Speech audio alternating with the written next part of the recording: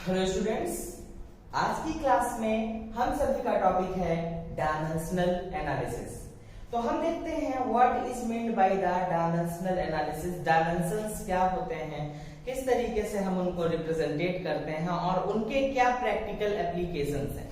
तो चलिए स्टार्ट करते हैं डायमेंशनल एनालिसिस में। सबसे पहले हम जानते हैं कि what is meant by the dimension. Dimension क्या होते हैं। तो डायमेंशन के बारे में जब हम जानते हैं तो बहुत ही सिंपल लैंग्वेज में अगर हम इस चीज को बताएं आपको, तो हम ये बोल सकते हैं कि symbolic representation of quantities is known as dimension. जैसे अभी तक हम यूनिट्स का सिंबॉलिक रिप्रेजेंटेशन देखते थे, मीटर को एम से रिप्रेजेंटेट करते थे, किलोग्राम को केजी से। In the same manner symbolic representation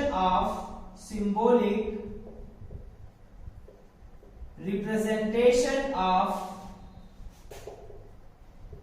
quantities, इसी को हम बोलते हैं क्या, डायमेंशन। इसी को प्रैक्टिकली हम बोलते हैं क्या, डायमेंशन। तो डायमेंशन को अगर हम थॉरोली समझेंगे तो हम क्या चीजें देख सकते हैं कि हमारे पास जो फंडामेंटल क्वांटिटीज होती हैं उनके लिए किन डायमेंशंस का किस तरीके से हम यूटिलाइजेशन करते हैं। तो देखिए, लेंथ के लिए हम यूज करते हैं एल का, मास के लिए हम यूज करते हैं एम का, टाइम के लिए हम यूज करते हैं टी का, करंट के लिए हम यूज करते हैं, इलेक्ट्रिक करंट के लिए ए का, एम्पियर से ए को ले लिया, और हीट के लिए हम यूज करते हैं केल्विन का, थीटा का और फाई का। ठीक है, तो यहां पर आपको ये बेसिक फंडामेंटल्स दिए गए डायमेंशंस के कि इन क्वांटिटीज के लिए आप इनका यूज करेंगे। अब देखिए, जितनी भी डेराइव्ड क्वांटिटीज मिलती हैं उन सभी क्वांटिटीज में इन वैल्यूज को पुट करने पर आपको आपका रिस्पेक्टिव डायमेंशन मिल जाता है। अगर हम कुछ डायमेंशंस की बात करते हैं यहाँ पे, ठीक है ना, तो हम देख सकते हैं सबसे पहले अगर हम बात करते हैं तो हम बात करते हैं एरिया की। किसी भी सब्सटेंस का जो एरिया होता है, any substance area contains two dimension. To dimensions होते हैं, तो बेसिकली हम एरिया को क्या लिखते हैं, L इंटू बी। अब आप किसी का भी डायमेंशन ले लीजिए, किसी भी शेप को ले लीजिए, आप 2D ले लीजिए, 3D ले लीजिए, किसी भी शेप को लेंगे उसमें 2 डायमेंशंस होती हैं। चाहे आप एरिया ऑफ सर्कल ले लीजिए, एरिया ऑफ स्क्वायर ले लीजिए, एरिया ऑफ स्फीयर ले लीजिए, एरिया ऑफ रेक्टेंगल ले लीजिए, एरिया ऑफ क्यूब ले लीजिए, एरिया ऑफ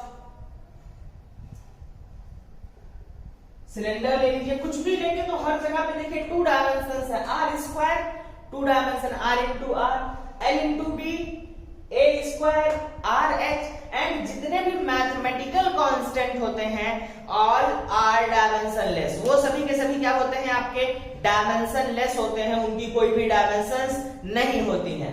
तो चलिए, यहाँ पर एरिया के लिए आपको दिया गया एल इंटू बी।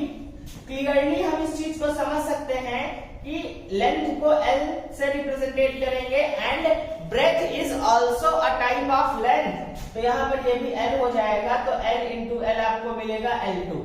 ठीक है ना। सिमिलरली अगर आप वॉल्यूम की बात करोगे तो वॉल्यूम इज 3 डायमेंशनल क्वांटिटी। ठीक है ना, तो यहाँ पर L into B into H. ठीक है ना, जहां पे भी आप देखोगे आर क्यूब मिलेगा, L into B into H मिलेगा, साइड क्यूब मिलेगा। It means there are 3 dimensions which represents the value of the volume. तो यहाँ पर आपको क्या मिलेगा, L L L। क्यों? क्योंकि जितनी भी टाइप्स की डिस्टेंसेस होती हैं all are measured in metre, और उन्हीं के बेसिस पे उसको हम लेंथ में कंप्यूट करते हैं, तो हम इसे लिखते हैं L3। ठीक है ना। सिमिलरली जब हम बात करते हैं स्पीड की, तो स्पीड के लिए आप क्या देखोगे, स्पीड में होता है डिस्टेंस अपॉन टाइम। तो डिस्टेंस को L से मेजर करते हैं और टाइम को T से। It can be written as LT minus 1। Same manner में एक्सीलरेशन, स्पीड की अगर ये वेलोसिटी है, स्पीड की ये डायमेंशन है, तो ऑब्वियसली वेलोसिटी की भी सेम डायमेंशन होगी। क्यों? क्योंकि displacement is also a type of length. Acceleration के लिए देखिए क्या मिलेगा आपको, delta v upon delta T. Delta T का मतलब change in time and delta v का मतलब चेंज इन वेलोसिटी। वेलोसिटी की डायमेंशन मिलेगी lt माइनस 1 अपॉन टी हो जाएगा और ये ऊपर जाकर के क्या हो जाएगा आपका lt माइनस 2 हो जाएगा। तो देखो बेटा यहाँ पर एक्सीलरेशन मिला, जितने भी टाइप्स के एक्सीलरेशन होंगे आपके all have the same dimension, चाहे वो जनरल एक्सीलरेशन हो चाहे एक्सीलरेशन ड्यू टू ग्रेविटी हो, दोनों के ही डायमेंशंस क्या होंगे आपके बिल्कुल सेम होंगे। नेक्स्ट केस में हम आगे बढ़ते हैं, हम फोर्स की बात करते हैं। तो फोर्स में देखिए होता है मास इनटू एक्सीलरेशन।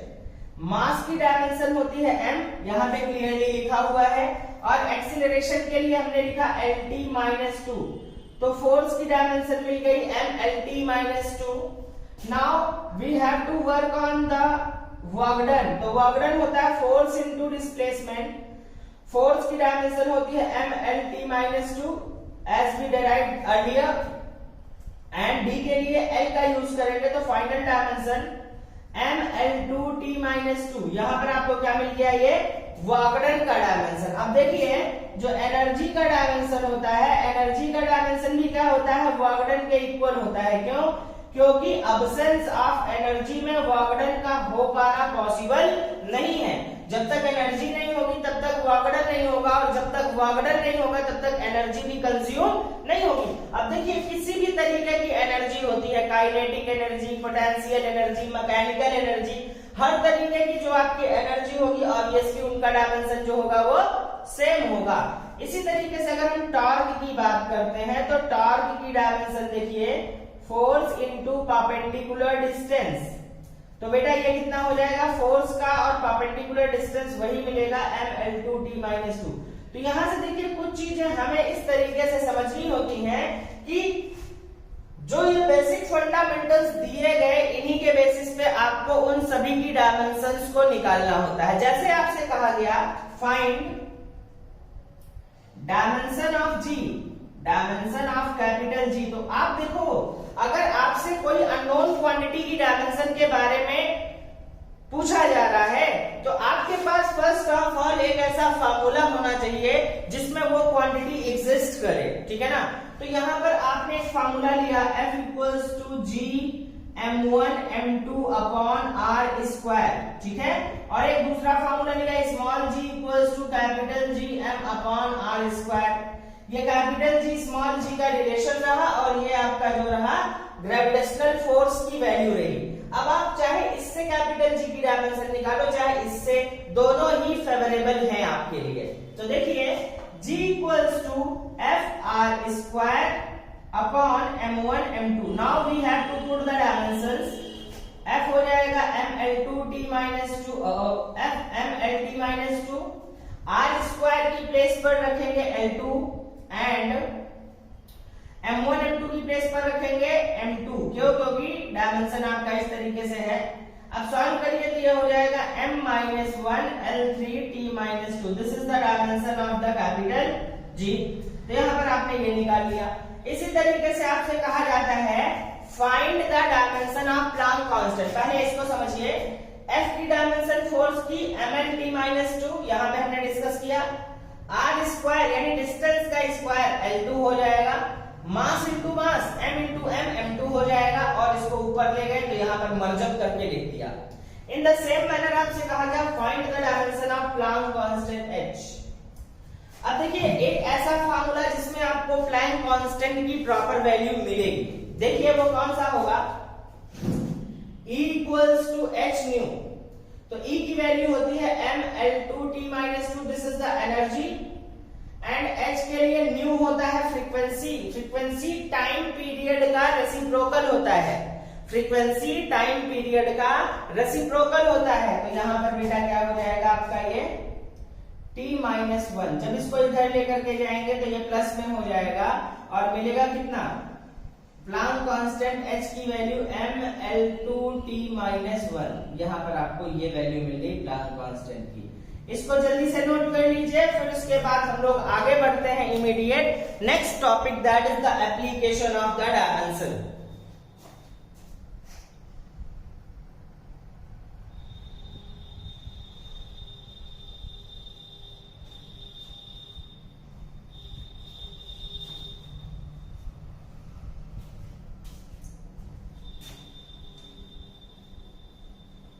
देखिए एप्लीकेशन ऑफ डायमेंशन को हम 3 टाइप से यहाँ पर यूज करेंगे, ठीक है ना। 3 टाइप से हम इनको प्रॉपर्ली यूज करेंगे। चलिए देखते हैं और समझते हैं कैसे। सबसे पहला जो मेथड होता है उसको जानने के पहले ये जानना जरूरी है प्रिंसिपल ऑफ होमोजेनिटी के बारे में। ये क्या होता है, इसमें सिर्फ ये बताया जाता है measurement in one unit must be equals to measurement in other unit.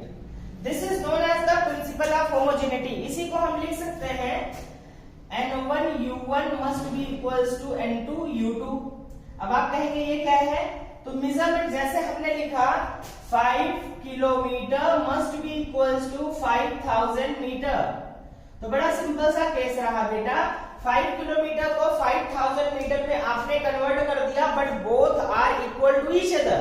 ना तो मैग्नीट्यूड सेम है ना ही यूनिट सेम है, although their values are same, ठीक है ना, टोटल वैल्यूज जो है वो सेम है।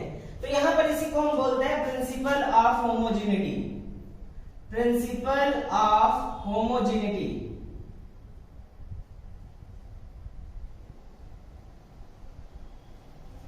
फर्स्ट एप्लीकेशन देखिए, to check the correctness of the equation. अगर कोई आपको इक्वेशन दी जाती है तो उसकी करेक्टनेस को चेक करना कब होगा, वो जब सारे के सारे टर्म्स की डायमेंशन सेम होगी। For example first part v equals to u plus 80। तो देखिए यहां पर कितने टर्म्स हैं, there are overall 3 terms, 1 2 and 3। कितने टर्म्स हैं ओवरऑल आपके पास, 3। तो यहां पर तीनों टर्म्स की डायमेंशंस को फाइंड आउट करिए, ठीक है ना। ये इसका ए पार्ट था अभी बेटा। तो देखिए तीनों टर्म्स की डायमेंशन, डायमेंशन ऑफ v कितना होगा, डायमेंशन ऑफ v वेलोसिटी है तो lt माइनस 1, डायरेक्टली लिख दो lt minus 1। Dimension of u कितना होगा, again lt minus 1। What is the reason of this, क्यों, क्योंकि ये भी एक तरीके की वेलोसिटी है। देन डायमेंशन ऑफ 80, एक्सीलरेशन की डायमेंशन होती है lt माइनस 2 एंड इसकी डायमेंशन हो जाएगी t माइनस 1, सॉरी t। तो यहां पर कितना मिलेगा अगेन lt माइनस 1। तो आप बताएंगे all the 3 dimensions are equal,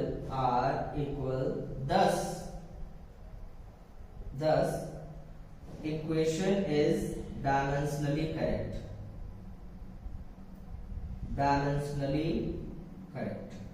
equation जो है वो क्या है आपकी, डायमेंशनली करेक्ट है।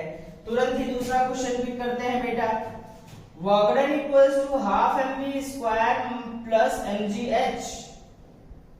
ये इक्वेशन करेक्ट है या नहीं, तो तुरंत देखते हैं बेटा। डायमेंशन ऑफ w कितना होगा, dimension of w equals to work done की डायमेंशन होती है ml2t माइनस 2, हमने अभी निकाला था थोड़ी देर पहले। This is the kinetic energy. Dimension of half mv square, तो हाफ के लिए देखिए हाफ मैथमेटिकल कांस्टेंट है तो इसकी डायमेंशन नहीं होगी। m के लिए m लिख दिया और v के लिए lt माइनस 1 और इसका स्क्वायर है तो स्क्वायर कर दिया। कितना मिला, ml2t माइनस 2। क्यों, क्योंकि l का स्क्वायर l2 और t माइनस 1 का square t minus 2। Similarly dimension of mgh, solve करिए इसे। जब आप डायमेंशन ऑफ mgh को सॉल्व करेंगे इट विल बी m की जगह पे m रखिए, l की जगह पे lt माइनस 2 रखिए और यहाँ पर रखिए आप h की जगह पे l। जब आप इसे सॉल्व करेंगे तो फिर से क्या मिलेगा, ml2t माइनस 2। सिंपल सा case. All the 3 terms having same dimension so that this equation is dimensionally correct। ये जो इक्वेशन है ये आपकी क्या है, डायमेंशनली करेक्ट है। अब सेकंड पार्ट देखिए इसी का बी पार्ट है कि अननोन क्वांटिटीज की डायमेंशंस को फाइंड आउट करना। जैसे आपको एक इक्वेशन दी गई, van der Waal gas equation P plus A upon V square and B minus V equals to RD। और कहा गया find the dimension of A and B। तो सबसे पहले तो ये जानिए कि आप जिन क्वांटिटीज को ऐड कर रहे हो या इक्वल लिख रहे हो, ऑब्वियसली वो सेम यूनिट की होंगी, तभी आप उन्हें ऐड अप कर सकते हो, तभी आप उन्हें ऐड करोगे, अदरवाइज उनको ऐड कर पाना पॉसिबल नहीं है। तो यहां पर देखिए, अगर इन दोनों को ऐड किया गया है, समझिएगा, बच्चे कंफ्यूज होते हैं कि R की डायमेंशन क्या होगी, D की डायमेंशन क्या होगी। नहीं, we have not to move there, हमें यहीं पे देखना है dimension of P power must be equals to dimension of A by B square.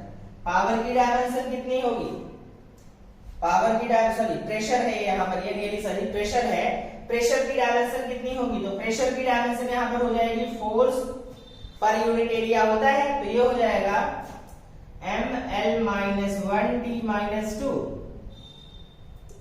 और एरिया के A अपॉन V, V क्या होता है L3, और इसका स्क्वायर करेंगे तो L6 हो जाएगा, कितना L6। इधर लाइए तो A की डायमेंशन सीधे सीधे मिल गई, ml minus 5 ml 5t minus 2, बेटा ये डायमेंशन मिल गई A की, ठीक है। और यहाँ पर देखिए D की डायमेंशन, B को B से सब्सट्रैक्ट किया जा रहा है, यानी दोनों की डायमेंशन सेम होंगी, तो dimension of B must be equals to dimension of V, dimension of V, तो यहाँ पर B की डायमेंशन हो जाएगी L3 के इक्विवेलेंट, ठीक है ना, क्यों, क्योंकि वॉल्यूम की डायमेंशन L3 ही होती है। Now we are moving on the second application of the dimensional analysis, that is the to derive the expression और relation between given quantities. Given quantities के बीच में हम किस तरीके से रिलेशन को डेवलप करेंगे, इस चीज को हमें देखना और समझना है, ठीक है ना। तो सेकेंड एप्लीकेशन देखते हैं, to derive expression between given quantities, ठीक है। आपसे कहा गया कि काइनेटिक एनर्जी किसी एक ऑब्जेक्ट की उस ऑब्जेक्ट के मास पे, उस ऑब्जेक्ट की वेलोसिटी पे and acceleration due to gravity पे डिपेंड करती है, ठीक है। तो आपने क्या करना, इतना आपको क्वेश्चन में बताया जाएगा और आपसे कहा जाएगा कि find the expression for the kinetic energy of the object. तो देखिए क्या करना है आपको, यहाँ पे kinetic energy is directly proportional to mass raise to power A, velocity raise to power B and g raise to power C। Proportionality का sign हटाएंगे तो आपको एक कांस्टेंट मिलेगा K, यहां पर आपको क्या करना है, रख दीजिए m raise to power A, B raise to power B and g raise to power C। Dimension रखो, काइनेटिक एनर्जी की डायमेंशन क्या होगी, ml2t माइनस 2 K, यहां पर m raise to power A, यहां पर LT minus 1 raise to power B and यहाँ पर LT minus 2 raise to power C। Solve करो, यहाँ पर M1 L2 T माइनस 2 ये हो गया, K को रहने दीजिए, M को लिखिए MA, यहाँ पर लिखिए LB प्लस C, यहाँ पर L की पावर B, यहाँ L की पावर C, तो ऐड हो गया, और T raise to power minus B minus 2C। बेटा पावर्स को कंपेयर कर लीजिए, किसको कंपेयर कर लीजिए, पावर्स को कंपेयर कर लीजिए, तो m की पावर 1 है और यहाँ a, तो a की वैल्यू मिल गई 1। Again b plus C equals to 2, और यहाँ पर minus b minus 2c equals to minus 2, b से b cancel, minus c equals to कितना आ गया 0, तो c की वैल्यू कितनी मिल गई 0। जब c की वैल्यू 0 मिल गई तो यहां से b निकाल लो, बेटा कितना आएगा 2, तो a की वैल्यू 1 मिली, b की वैल्यू 2 मिली, c की वैल्यू 0 मिली, बेटा यहां पे रख दीजिए। Kinetic energy, now kinetic energy equals to k m raise to power 1 b raise to power 2 and g raise to power 0। तो काइनेटिक एनर्जी कितना मिलेगा, k m v स्क्वायर। अगर आपको पता है कि यहां पर k की वैल्यू कितनी होती है, तो आप बता सकते हैं बाय प्रैक्टिकल या practically k equals to 1/2, here k equals to 1/2। क्यों? क्योंकि इस कांस्टेंट की value place to place vary करेगी। अगर ये इतना क्लियर है तो आप कर दीजिए, अदरवाइज आप इसको यहीं पे ड्रॉप कर दीजिए, देयर इज नो प्रॉब्लम। ठीक है, ये इसका एक एग्जांपल रहा प्रॉपर, जल्दी से आप सभी नोट कर लें।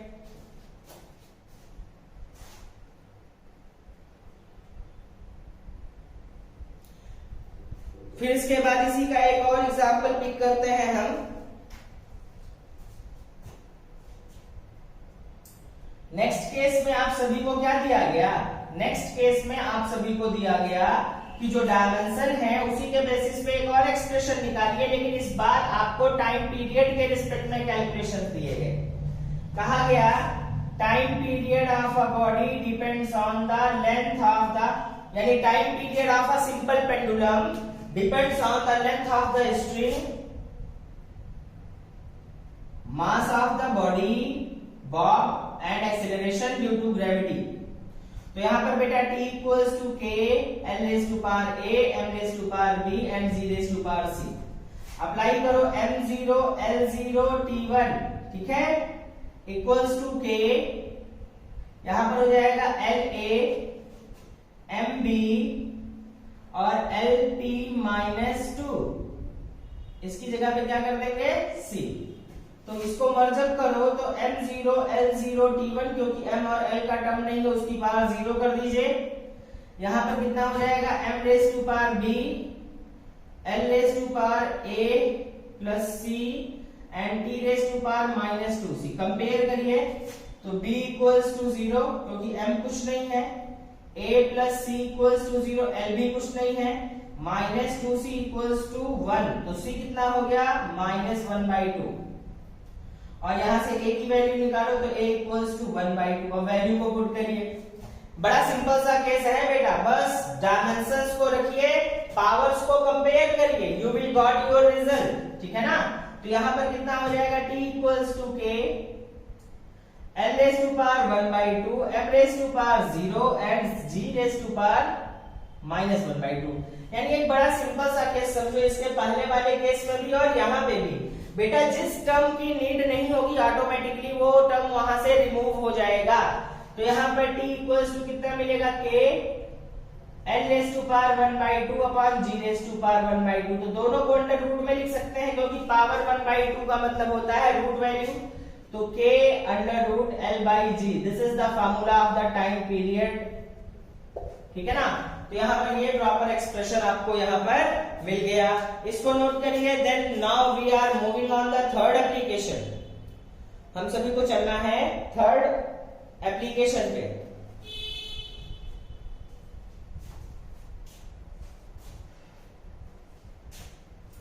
थर्ड है interconversion of unit from one system to another system. Interconversion of unit from one system to another system, काफी इंटरेस्टिंग पार्ट है ये, ध्यान दीजिएगा। यहां पर इसका यूज होगा बेटा प्रिंसिपल ऑफ होमोजेनिटी का। Inter conversion of unit from one two another system. देखते हैं, आपसे कहा गया फर्स्ट क्वेश्चन इसका,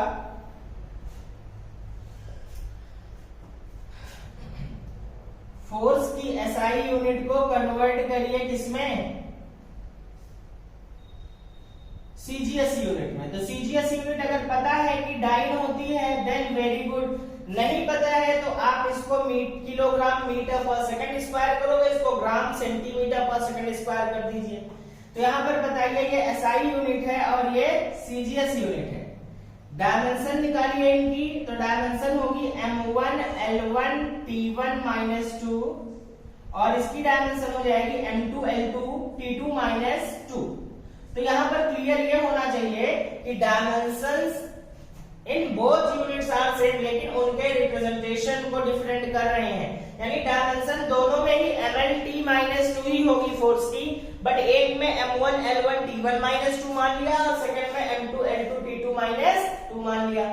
अब यहाँ पे देखिए इसको क्या करना है, प्रिंसिपल ऑफ होमोजेनिटी लगाइए, N1 U1 must be equals to N2 U2, ठीक है ना। तो N1 की वैल्यू 1 है और U1 की value M1 L1 T1 minus 2, N2 आपको निकालना है तो निकालो N2 के लिए, तो ये हो जाएगा M2 L2 T2 माइनस 2, ये डायमेंशन। तो N2 की वैल्यू निकालेंगे तो क्या मिलेगा, M1 upon M2 L1 upon L2 और यहां पर T1 upon T2 power minus 2। तो M1 देखो SI में M1 कितना होता है, किलोग्राम होता है, कितना किलोग्राम, और CGS में होता है ग्राम, क्योंकि मास है ना। लेंथ होता है मीटर और L2 में होता है CGS में सेंटीमीटर, और ये दोनों में ही सेकंड होता है, तो सेकंड से सेकंड कैंसिल हो गया। यहां पर देखिए ये हो जाएगा 100,000 ग्राम upon gram into 100 centimetre upon centimetre. Centimetre से सेंटीमीटर कैंसिल, ग्राम से ग्राम कैंसिल, N2 की वैल्यू कितनी आ गई, 10 to power 3 into 10 to power 2 that is equals to 10 to power 5।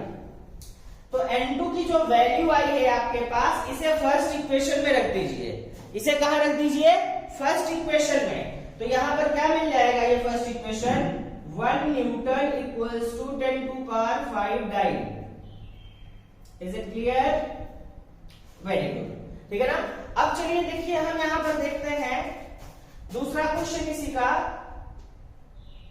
Convert 9.8 metre per second square into CGS, यानी acceleration due to gravity की value को आपने SI से CGS में कन्वर्ट कर दिया, ठीक है ना, करना है। तो देखो बेटा यहां पर पहले SI लिखो और इधर क्या लिखना है आपको, CGS। इसके कुछ और भी एक्स्ट्राऑर्डिनरी लेवल क्वेश्चंस होते हैं, बट उन पे हम डिस्कस करेंगे नेक्स्ट क्लास में।